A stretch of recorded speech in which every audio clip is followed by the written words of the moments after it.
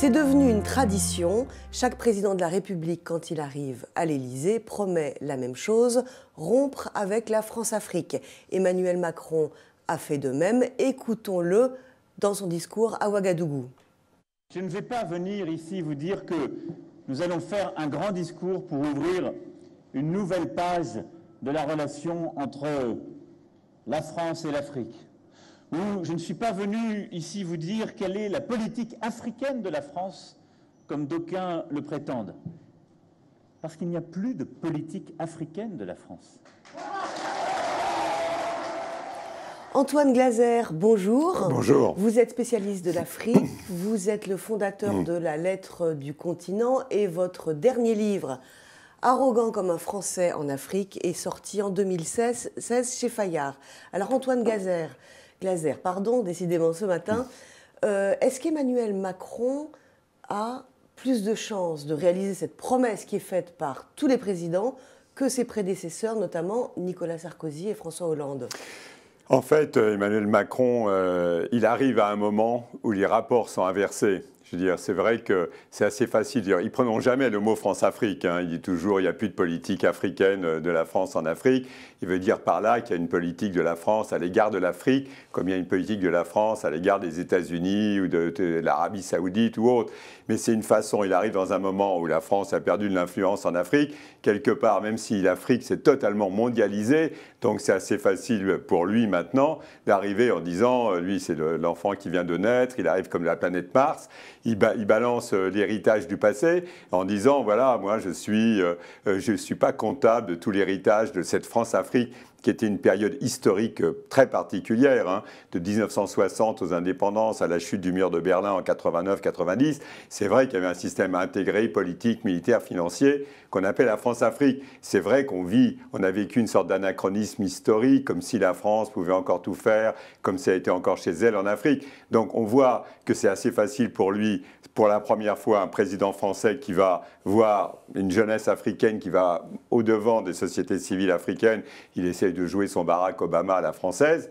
Et puis, c'est vrai que les autres chefs d'État, les présidents français précédents, eux, ils étaient plus scotchés avec les présidents africains. Mais enfin, pour l'instant, c'est du discours. Maintenant, il y a l'intendance. Est-ce que l'intendance dans les relations entre la France et l'Afrique, dans l'état d'esprit, dans la sécurité, ont fondamentalement changé? Maintenant, c'est ça qu'on va voir. Mais depuis le temps, le nombre de fois où on essaye d'abattre cette France-Afrique, en fait, qu'est-ce qu'il en restait aujourd'hui ?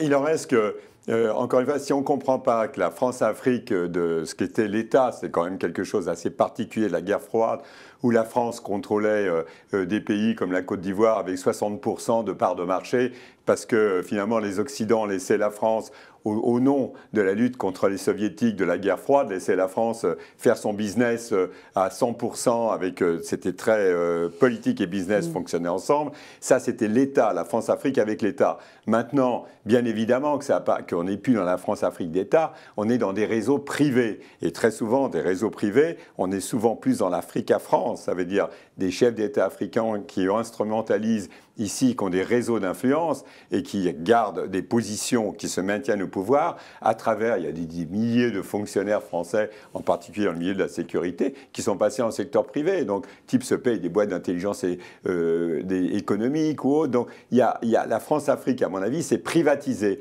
On était dans une France-Afrique d'État, maintenant on est dans une Afrique-France ou une France-Afrique privée. Mais dire qu'il n'y a plus de relations particulières ou incestueuses entre la France et l'Afrique, ça n'existe pas. Il y a la France-Afrique et maintenant il y a aussi la Chine-Afrique, c'est-à-dire que c'est la Chine, l'Inde aussi, la Turquie, petit à petit prennent la place au niveau économique. Mais vous avez complètement raison. Et en plus, on parle toujours de la Chine, du Brésil, de l'Inde. D'abord, on oublie que même les partenaires européens de la France, comme l'Allemagne, vous allez à Abidjan, qui est le village gaulois, il y a le monde entier au petit déjeuner, même dans un groupe français comme Novotel. Mais, et la Chine, alors là, la Chine, c'est passé, on n'en parle pas à Paris, mais mais enfin en France, dans nos actualités. Mais c'est incroyable de voir Ismaël Omar Guelleh, qui est le président de Djibouti, qui était vraiment, Djibouti, c'était vraiment la base française, c'était vraiment le port français sur le continent africain, avec une base militaire très importante. Ismaël Omar Guelleh, le président djiboutien, a été chez Xi Jinping, le président chinois, le 22-23 novembre, et ils ont signé, c'est passé inaperçu, un accord global de coopération économique, militaire, exactement comme la France signait ça dans les années de la guerre froide. D'accord. Alors comment Emmanuel Macron peut-il faire pour passer du discours aux faits? Parce que ses prédécesseurs, eux aussi, en fait, se sont heurtés à la force et à la puissance de la réalité. Et cette réalité, c'est notamment les relations militaires et de sécurité qui continuent d'unir les anciennes colonies françaises à la France, Absolument. Notamment dans la lutte antiterroriste. Oui, tout à fait. Ça va disparaître ou pas? Non, ça veut dire, je pense d'ailleurs que cette présence de l'armée française sert un peu de cache-misère à une présence française globalement en déshérence. Mais c'est vrai que ce truc sécurité, pendant que la France assure la sécurité, ses partenaires font du business, hein, il ne faut pas se leurrer. Et finalement, Macron a beau appeler l'Europe à se mobiliser sur le plan de la sécurité en Afrique, c'est pas arrivé et ça risque pas de changer, même si on sent une volonté de désengagement chez Emmanuel Macron qui prend la mesure que la France n'a plus du tout les moyens. Donc on voit bien, mais maintenant la France commence à faire ce qu'elle aurait dû faire il y a 50 ans, c'est-à-dire elle va créer une école de formation de cybersécurité régionale au Sénégal. Là, ils ont annoncé hier ou avant-hier qu'il va y avoir aussi une école de formation à la sécurité, il y a de police ou autre à Abidjan. Donc on sent bien que voilà, il y a une volonté de relais.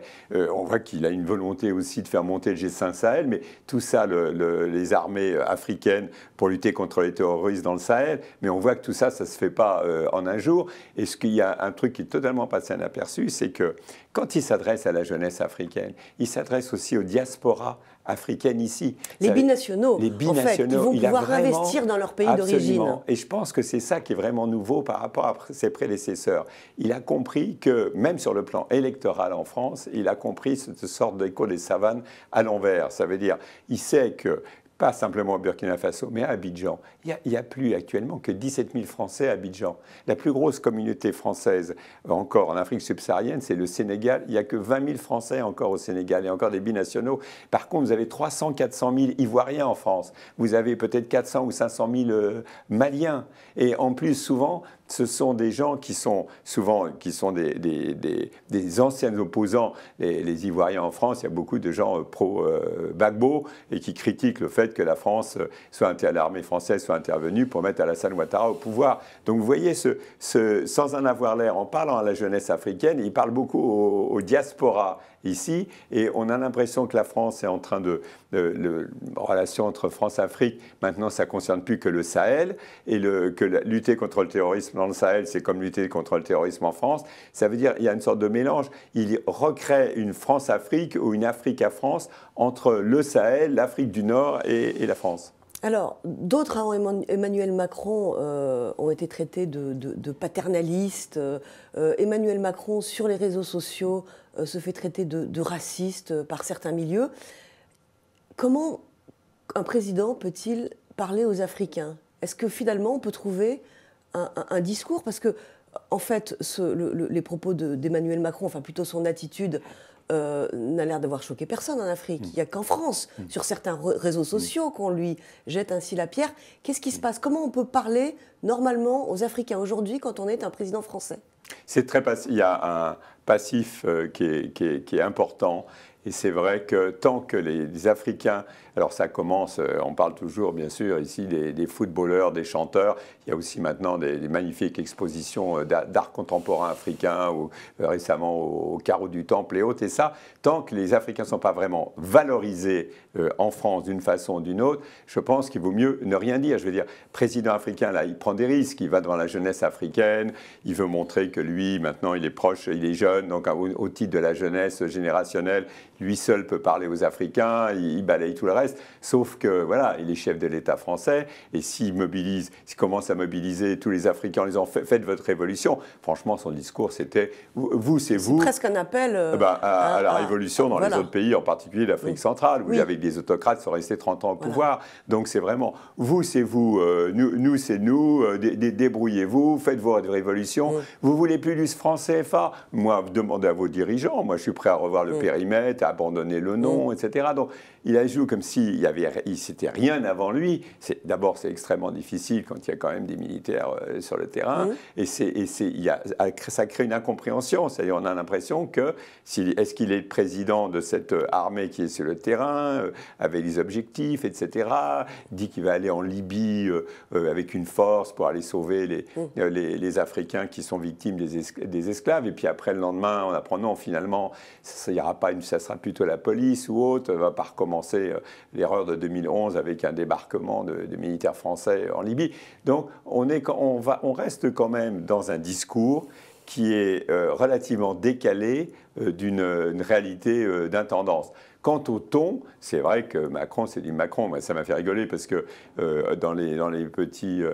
c'est dans les rencontres off de l'Élysée que font les conseillers du président aux journalistes. On annonçait qu'il allait aborder l'Afrique avec une grande humilité.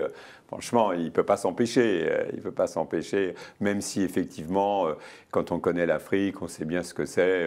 Nicolas Sarkozy, à l'hôtel Gawai, quand il était allé au Niger, il y avait aussi une climatisation qui était tombée, tout le monde a regardé. Bon voilà, c'est des impondérables. Donc là, c'est vrai que toute l'histoire du climatiseur avec Roch Kaboré, à un moment donné, il y a un climatiseur qui a pété, qui a pris feu, donc Roch Kaboré était parti se laver les mains, il dit voilà, et c'est à lui de s'occuper de la clim. Donc il y a une volonté de discussion, mais encore une fois, ça va être difficilement compréhensible en Afrique parce qu'on est vraiment dans un entre-deux avec, je ne crois pas qu'il ait réussi au cours de ce voyage à lever les ambiguïtés et tous les types de relations difficiles. Dernière question, Antoine Glaser. Emmanuel Macron parle des crimes de la colonisation. Est-ce que c'est le mot juste aujourd'hui? Les crimes contre la colonisation, il a été assez prudent pour ajouter derrière que il avait beaucoup lu André Gide et Albert Londres. Donc, crime contre la colonisation.